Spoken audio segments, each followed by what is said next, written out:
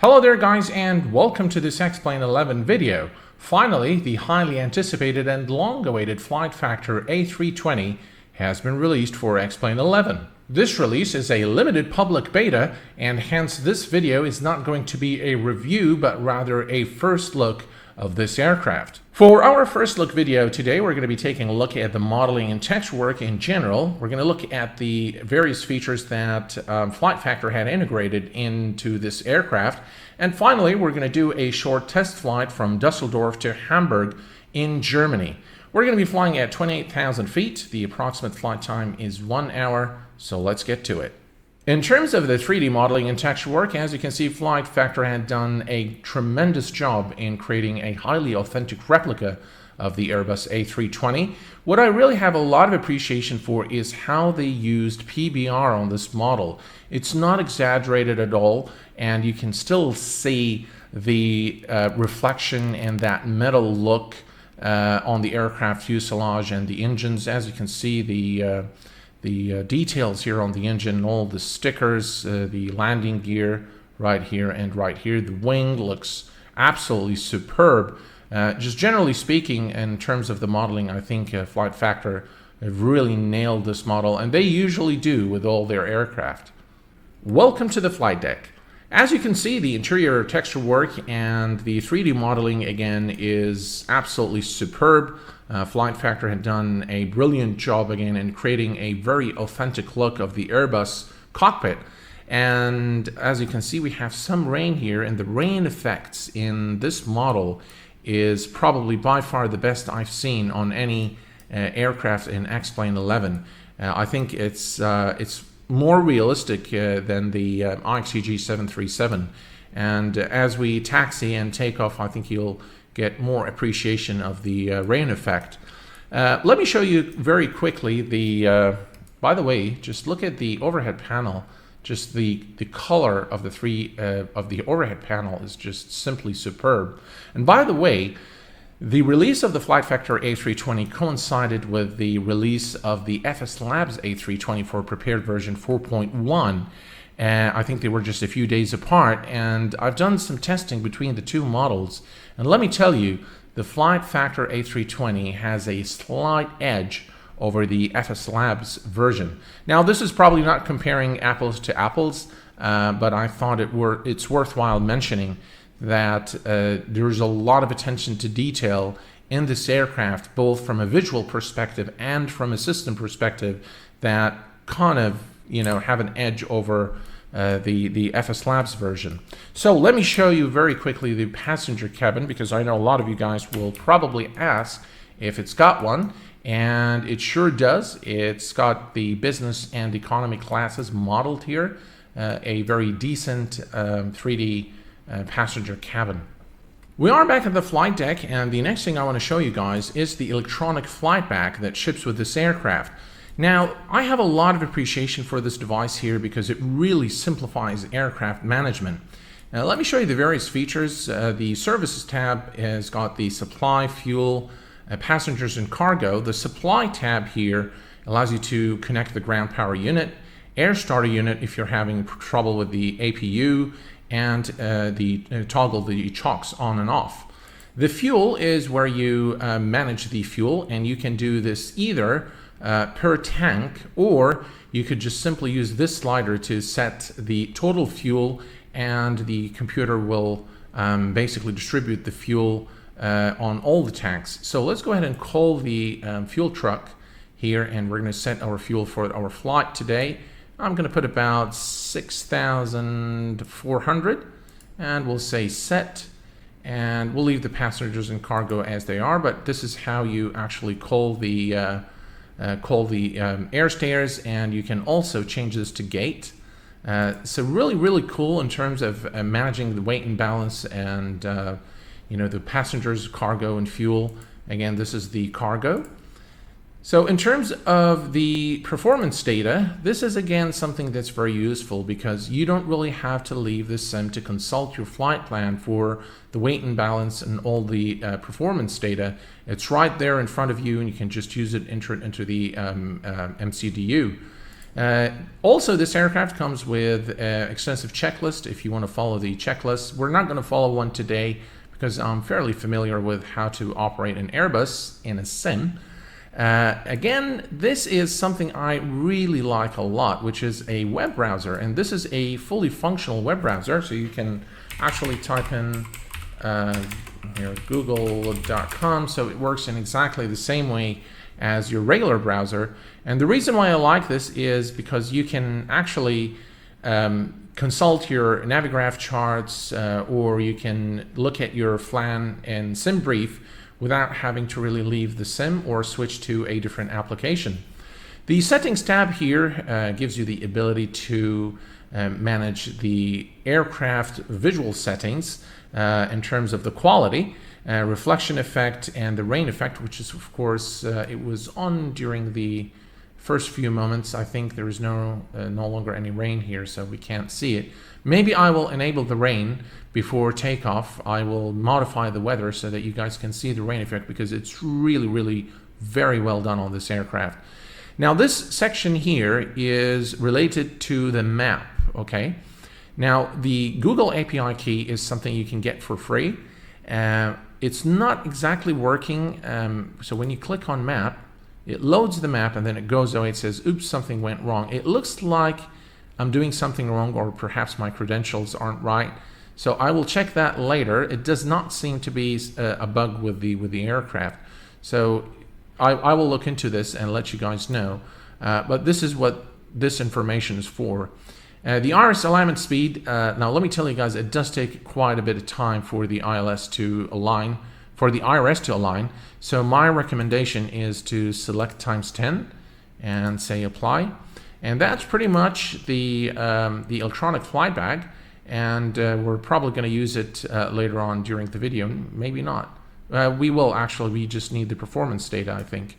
All right, so what I'm going to do next is I'm going to fire up the aircraft, and there is something that I really appreciate in this Flight Factor aircraft, which is the great attention to details. Now, the FlightdeckX normally powers this little screen here for the very first 5 minutes when the aircraft started from cold and dark, and then after 5 minutes, it actually shuts off. And I was actually surprised to see that this is actually modeled very accurately on this aircraft. And I'll show you this in just a moment. So let us go ahead and start the aircraft. So let's see here, battery 1 and battery 2. And now we can start the APU. Before we do so, we can check the fire here. APU lights are fine. So let's go ahead and start the master APU switch on. And now we can start the APU. It's going to take a little while for the APU to start, so I will check back with you as soon as the APU is available. It looks like the APU is now available, so let's go ahead and set the adheres to nav mode. And we're going to turn on our fuel pumps. And there is a self-test in progress. In the meantime, we can turn on the nav lights, fasten seatbelt signs, non-smoking signs, and we're going to arm the emergency lights, and we're going to start the APU bleed. All right, everything looks okay to me. All right, so as you can see now, you can read the N1 and EGT and N2 readings. Everything appears to be readable here. The screen is on.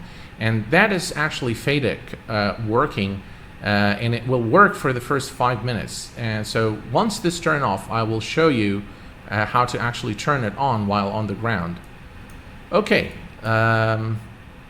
so the next thing we want to do is we want to head to the FMC. And by the way, there's something really nice about this aircraft. All these instruments can be toggled as pop-up windows, including the FMC. And you can actually change the size. If I can get it, you can move it for sure. And you can, oh, there we go. As you can see here, you can adjust the size, which is really cool. All right, let's go ahead and set things up. By the way, I'm not sure how to update the nav database. So I think that will probably come in at a later stage. So let's go ahead and go to initialization. We are at Echo Delta Delta Lima, and we're going to be heading to Echo Delta Delta Hotel. We're going to enter that here, return. Flight number is Air Berlin 25, sounds good to me.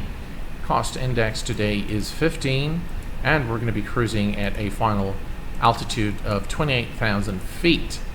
Align IRS, and should take a minute here to align the IRS. Okay, the IRS appears to be aligned now, and let's go ahead now and continue with the setup. So we need to enter our zero fuel weight and block fuel. We'll go to performance data. Zero fuel weight is 46.38. We're going to go ahead and enter 46.4. 46.4. And that goes there. And block fuel is 5. And that is also done now. All right. We're going to go to flight plan. That's our departure airport. And we're going to select runway 23 right. And we're going to do a departure through the Me1 Hotel departure. Temporary flight plan. And let's scroll down here to Hamburg. And let's select Hamburg, arrival airport. And we're going to do an ILS runway 23 at Hamburg through the ribs for Alpha star. Insert that. And let's see, I'm sure that we have a discontinuity, which it is right there. So we'll remove that and insert. And now, as you can see, we have a full flight plan with no discos. All the altitudes and the speeds are now calculated. And now we can enter our takeoff data. All right, so we're going to do flaps 1 for our departure today.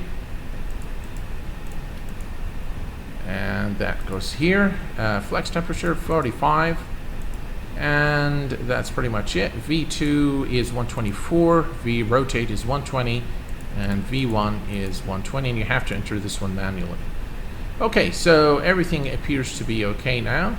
And we're pretty much ready for engine start, pushback and engine start. So let's go ahead and turn on the beacon. And everything else here is fine. So let me go ahead. Let's go ahead and set our altimeter. 3036. And I'm going to change this here. We're going to change the altitude to 28,000 feet.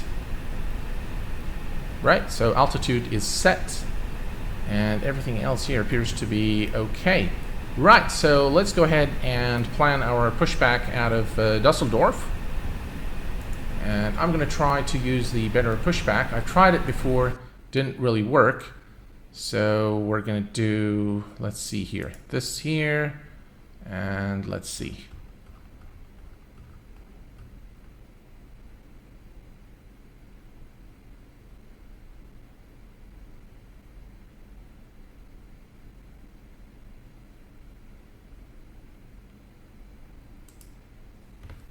Ground to Cockpit. Plan acknowledged. Call me through the menu when you're ready. Alright, well, we are ready now. So let me just check things here. Park brake is off. Park brake is on. Okay. So, pushback truck. And let's say start push. Ground to Cockpit. Toes driving up. Okay, as you can see now, the instruments here have no readings anymore. Okay, so this is exactly what I was talking about. So the FlightdeckX simulation is spot on this aircraft. If you want to turn this on, you have to come here, and if you click that, as you can see, now this side is working. Very, very accurate. It's a little detail that probably isn't very important, but it's indicative of really how much detail Flight Factor has put into this aircraft, which is really commendable. Alright, so we're just going to wait for the pushback truck now. Let's switch to external view to see what's going on. Okay, all doors and hatches are closed. Ready to connect. Set parking brake. Okay, we need to remove the fuel truck. Okay. We are now good, and we'll let the pushback truck push the aircraft back. Hopefully it'll work. I've had some issues with it earlier on a test flight. I think I'm having still the same problem with the better pushback. For some reason it doesn't want to push the aircraft, so that's a bit strange. Alright, so here's what I'm going to do. I'm going to go ahead and put the engine mode selector on start. Oh, we need to turn off the packs, so let's do that. And we're going to begin with the engine number 1. Now, the way this works in the real aircraft is that this switch needs to be lifted up and then pushed forward. This is not simulated in this aircraft. It is simulated on the FS Labs A320, but not this one. But the sound is quite immersive. It's very realistic, very close to the real aircraft. Oh, so here we go. The pushback finally began. Not sure why it did not happen when we released the parking brake.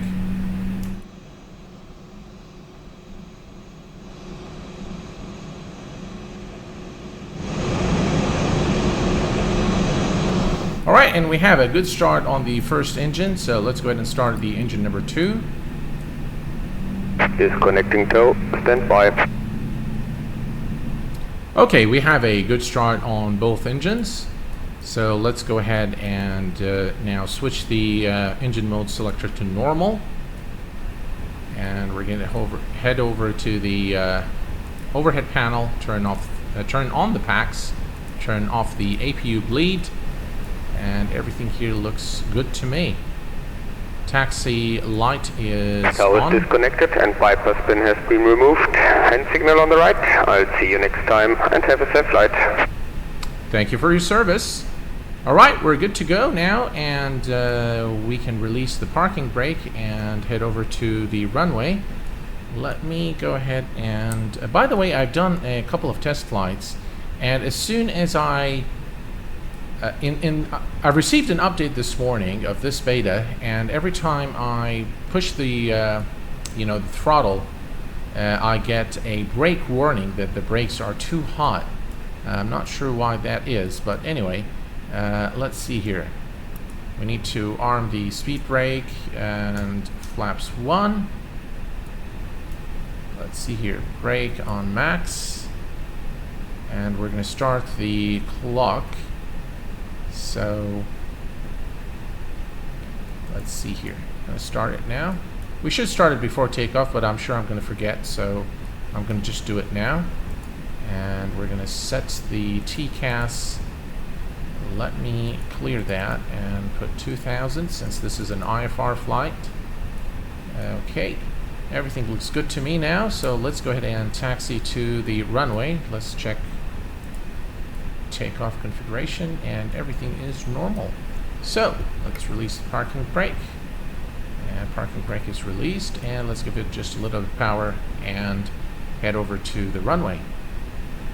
We are now at runway 23 right, folks, and it looks like it started raining here, and that's a good thing, so you guys can see the rain effect, and as you can see, it's actually looking pretty good. Yeah.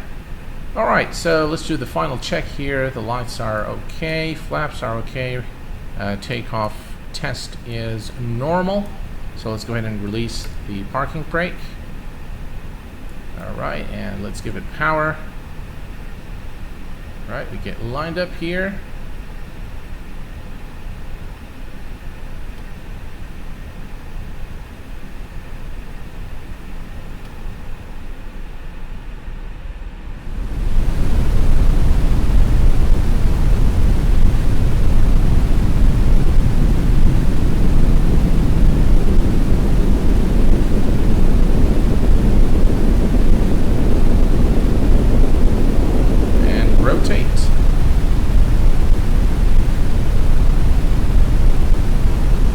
Positive rate of climb. Gear is going up.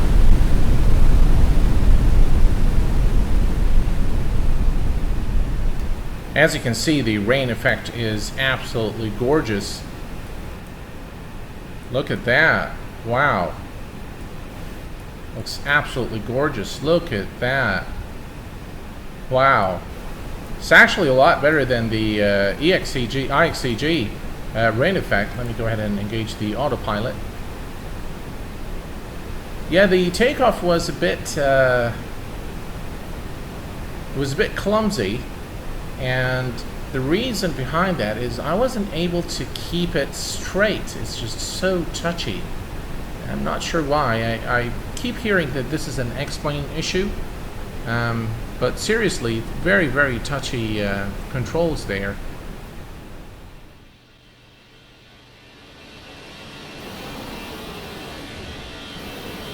We continue our climb to 28,000 feet. Everything appears to be okay at the moment. So I will let you guys enjoy the flight, and I will check back with you at 28,000 feet. Welcome back, guys. We just leveled off at 28,000 feet, which is our final cruising altitude. Everything appears to be okay at the moment. And those clouds actually look pretty good for being free. I think they're acceptable. And I might have stated earlier in the video that I'm using FS Global Real Weather in this video simply because Xenviro is not compatible with the rain effect in this aircraft. So I did want to show you guys the rain effect because I think it's done very well on this aircraft. So far, so good. I really like this Flight Factor A320. I think it really redefines everything again in X-Plane 11. I think a lot of people were dubious about getting into the X-Plane world because it lacked the high fidelity simulation of systems. And I think this is now not entirely true. I think with the introduction of this Airbus and, of course, without a doubt, the IXCG 737, the Flight Factor 757, I think the combination, and of course there are a lot of general aviation aircraft that are very high fidelity and very accurate simulation of the real-world counterparts. So I think all in all, X-Plane has entered a new world now with this aircraft, and I think this is going to be a reason why a lot more people will join the world of X-Plane. I could be wrong, but at least for those who were very fond of the FS Labs A320, I think they will find something very interesting and quite challenging in X-Plane now. Alright, well, I'm going to let you guys enjoy the flight, and I will check back with you right before our top of descent point. Welcome back, guys. We are close to our top of descent point, so what I'm going to do is we're going to reset the MCP altitude to 2,000 feet, and we're going to begin our descent. Right. So we've begun our descent now, and as you can see now, the speed will drop according to the McDo. And by the way, we're going to let the aircraft manage the speed throughout the approach and landing, so we'll use managed speed. So we continue our descent to 2,000 feet. Of course, I've set everything up for our approach, so we go here. Alright, so QNH is set, temperature is 15 Celsius. We have 6 knots wind at 290 degrees. VAP is 134, the decision height is 50, and everything else appears to be okay. So we can dismiss that now and continue our descent to 2,000 feet. And we are now approaching 10,000 feet, and as you can see, we've begun reducing our speed to 250 knots. And as soon as we hit the 10,000 mark, I'll go ahead and turn on our landing lights. There we go, that's good enough.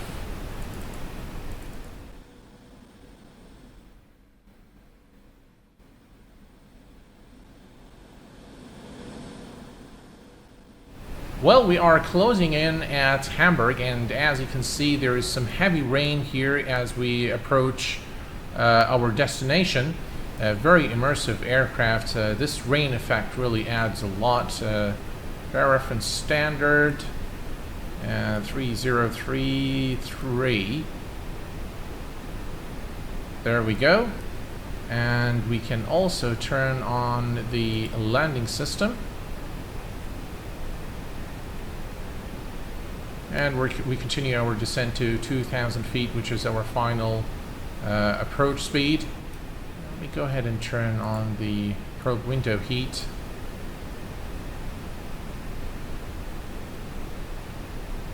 Very nice indeed.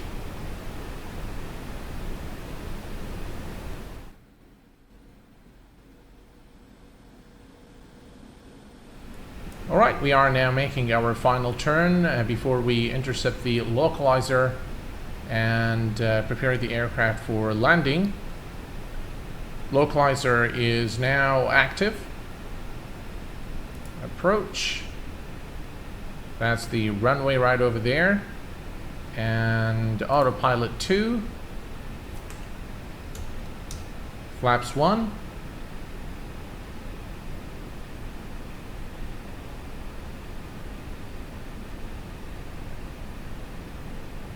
And flaps 2. And gear is going down.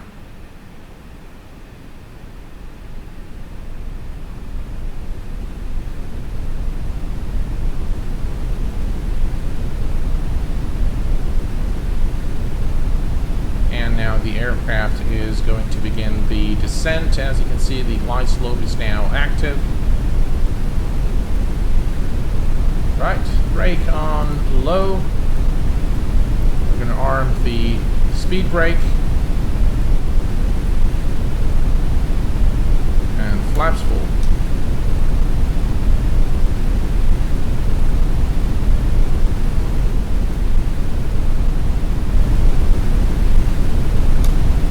Flaps are full now. Now there are two ways we can land the aircraft. We can either test the auto land capability or manual land the plane. What do you guys think? I think it would be a lot more fun to kind of, manually land the aircraft. So what I'm going to do at 1,000 feet, I'm going to disengage the autopilot. Landing gear is down, signs are on, spoilers are armed, flaps are full. And we are clear to land. Runway 23.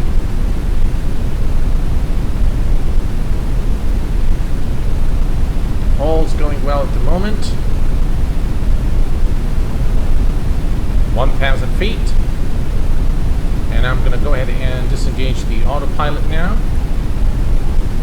And it's my plane. Approaching 2-3.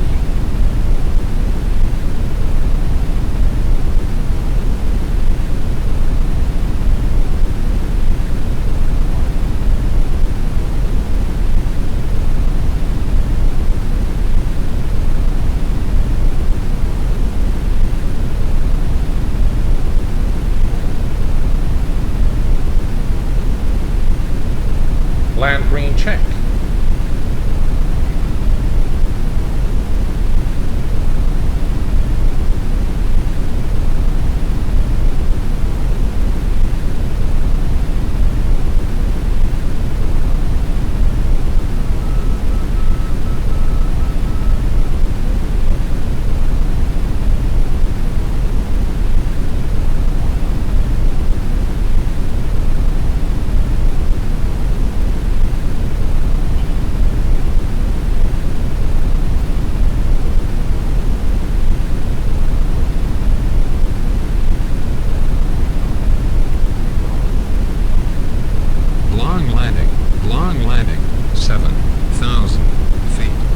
That's a big,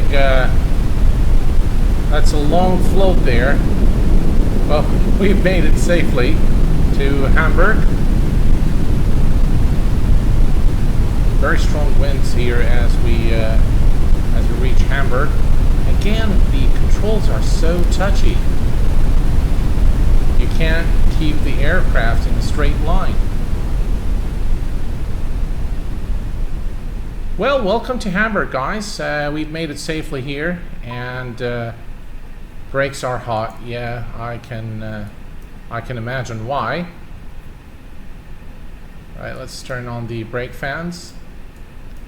Well, we didn't use the reversers for one, and I keep getting this, actually. I'm not sure why, but I keep getting this warning. All right, so let's go ahead and take a quick look at our landing.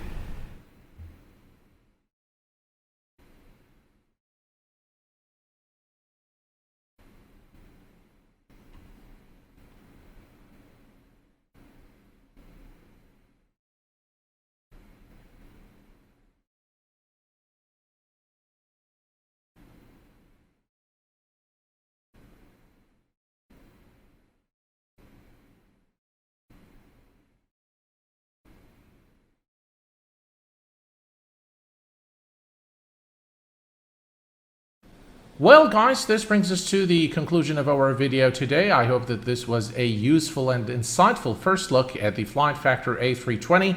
As it is always the case, if you have any questions, please do post them in the comments section below. Until next time, please take care of yourselves, and I will see you very soon. Thanks for watching, and bye-bye for now.